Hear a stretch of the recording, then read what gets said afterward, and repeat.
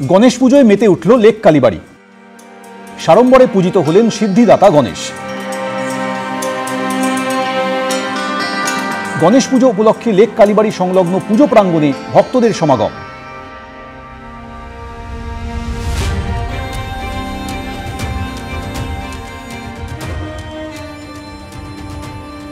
Lake কালীবাড়ির Ganesh পুজো এবছর সেই পুজো 14 বছরে পা দিল। এর আগে লেক কালীবাড়ির ভিতরেই এই গণেশ পুজোর আয়োজন হতো, কিন্তু বিগত 8 বছর ধরে সেই গণেশ পুজোই হয় লেক কালীবাড়ির ঠিক উল্টো দিকের প্রাঙ্গণেতে। আমাদের সঙ্গে রয়েছেন এখানকার প্রধান সেবায়িত, মুখ্য সেবায়িত নিতাই চন্দ্র বসু। তার থেকে আমরা জেনে নেব যে এই পুজোর ঐতিহ্যের বিষয়। নিতাইবাবু, যদি আমাদেরকে বলেন পুরো বিষয়টা। আজকে আমরা নয় করে 14 বছরে পড়লাম এই গণেশ পুজো উদযাপন করছি। আমরা শেষ 8 বছর মন্দিরেতে আমাদের স্থানাভাবের জন্য আমরা এটা বাধ্য হয়েছি বাইরে নিয়ে আসার, মানে মন্দিরের উল্টো দিকে যে বুলেভার্ড, সেই বুলেভার্ড যেখানেতে আমরা এই পুজোটা উদযাপন করছি। এবছর আমরা গিয়ে পড়লাম এই মাঠেতে, এখানে 14 বছরে, তার মানে এই মাঠে করছি 8 বছর। গণেশ পুজোর ব্যাপারে যেটা আপনি জানতে চাইছেন, ভাদ্র মাসের শুক্লা চতুর্থী তিথিতে, যেদিকে গণেশ চতুর্থী বা গণেশ উৎসব বলা হয়, সনাতন ধর্মের এক আদি দেবতা এই গণেশ, যার আজ হচ্ছে বাৎসরিক জন্মোৎসব। শিব আর পার্বতীর পুত্র গজানন গণেশ হিন্দুদের বুদ্ধি, ঋদ্ধি, সিদ্ধি, সৌভাগ্যের অধীশ্বর। এইটে সংস্কৃত, কন্নড়, তামিল ও তেলেগু ভাষাতেও এই উৎসব উদযাপন করা হয়। সেখানে কি নামে হয় না বিনায়ক চতুর্থী, কোথাও বলা হয় বিনায়ক চাবিথি নামেও পরিচিত। কঙ্কনি ভাষায় এই উৎসবের নাম হচ্ছে চাওয়াত, চাওয়াত। আবার অন্যদিকে নেপালি ভাষাতেও এই উৎসবের কে বলা হয় চথা।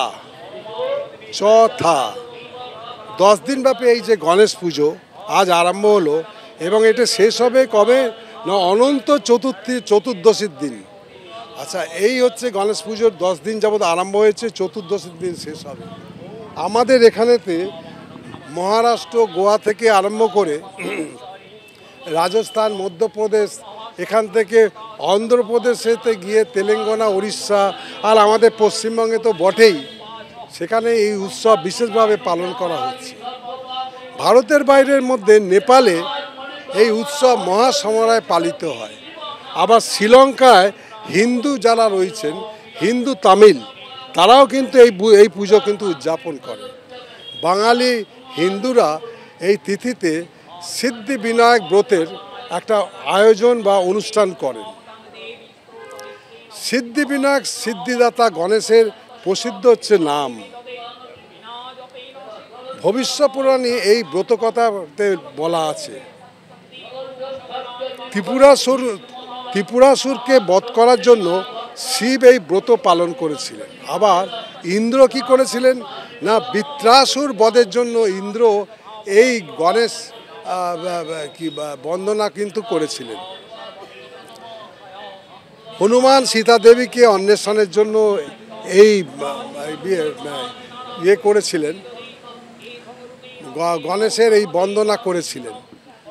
আবার দেখা যায় যে এই জিনিসও ভগীরথী গঙ্গা আনয়নের জন্য ভগীরথ কিন্তু গঙ্গা এনেছিলেন কিন্তু এইটের মাধ্যমে, এই গণেশ ব্রতের মাধ্যমে। সুতরাং এই ব্রত কিন্তু ভীষণভাবে চালানো হয়। সব থেকে অবাক হবেন, আমরা যেটা পুরাণ থেকে পাচ্ছি যে এই ব্রত শ্রীকৃষ্ণ রুক্মিণীর হরণের প্রাক্কালে এই ব্রত কিন্তু পালন করেছিল। আবার কি হয়েছিল না এই ব্রত পালন করেছিল গণেশের আরাধনার জন্য। ভগবান এই অনুষ্ঠানের বিদ্যার্থী, এই গণেশ বিদ্যার্থীর বিদ্যা, যশপ্রার্থী পায় যশ, ধনকামী পায় ধন, যশকামী পায় যশ, সন্তান কামী যারা হচ্ছে তাদের যদি তারা করে থাকে, মা গণেশের কাছে যদি আজকে তাদের মনোবাঞ্ছা পূর্ণের জন্য যদি আকুতি করে থাকে, তাহলে তারা সন্তানও পায় এবং প্রতিকামা আবার সুন্দর পতি পায়।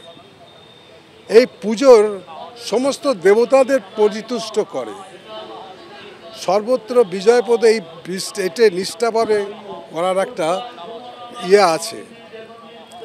আজকে আমরা এই লেক কালীবাড়িতে 14 বছরেতে পা দিয়েছি, তাই এই গণেশ ব্রতটা আমরা পালন করার সচেষ্ট হয়েছি খুব বেশি মাত্রায়। গণেশ পুজো কি এখানে একদিনেরই পালন হবে না এখানেও 10 দিনের পালন হবে? 10 দিনের পালন আমরা করব এবং এখানে তো হবে, কারণ আমাদের লেক কালীবাড়িতে আমরা কোনো অনুষ্ঠানই ওই একদিনেতে 10 দিন, 10 দিনেরটা একদিনে এইটা করি না।